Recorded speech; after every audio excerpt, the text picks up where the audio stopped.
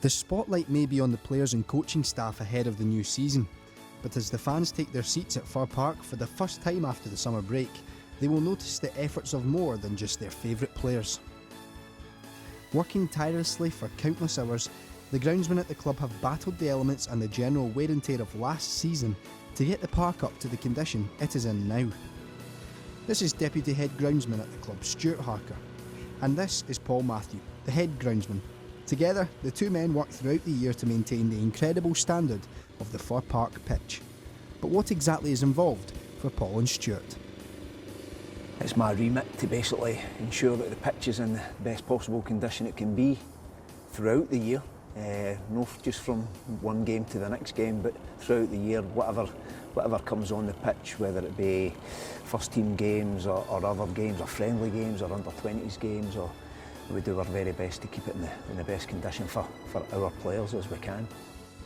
From weeding to repairing disease on the park, the work of a groundsman is far more complex than merely cutting the grass, with feeding and fertilising another important procedure. However, one of the biggest influences on the turf is the innovative new lighting equipment. So this is what we call supplementary lighting systems. So basically they supplement the low light levels. Once we get to September, we have a very big south-facing stand. Once the sun gets down below that, our light levels drop. So this is when these come into play. This is our third rig.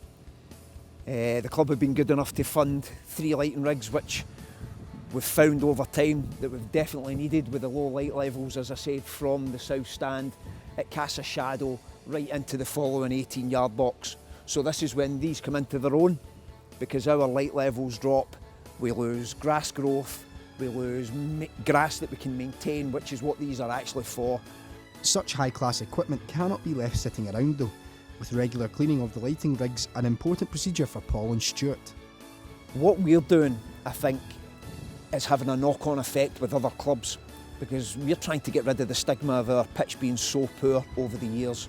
Now I think we're doing that in less than 1 year, in just over a year since I came. We've went from no lighting rigs to 3 lighting rigs, put substantial outlay on renovations on our football pitch. So we as a football club, I think we're setting the tone for other clubs to have a look at our pitch and say, right, okay, there's a pitch that was normally poor.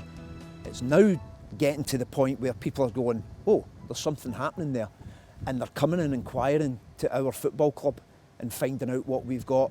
The pair's work is constantly impacted by powers out with their control, like rain and wind. Geographic position's a really big problem, and especially here at Motherwell, we're so high up, 86 metres above sea level. That's a major problem for us. Weather patterns come in constant, and that weather pattern is generally rain. And dare I say it, my biggest gripe is the warm-ups. After the rain, I think the warm-ups are the biggest problem we face. They're quite extensive, they're full on, they've become a training session almost, with not a lot of leeway given to the groundsman on that given day. Paul and Stuart's work hasn't gone unnoticed, with the groundsmen receiving their fair share of plaudits from pundits, players and even fellow groundsmen across Scotland. And Paul admits that his assistant has helped him hugely since he arrived. It's nice, the credit's nice. So what's nice about it is it's not so much for how good the surface is. I suppose the credit's there for the hard work you've put in to make the surface nice.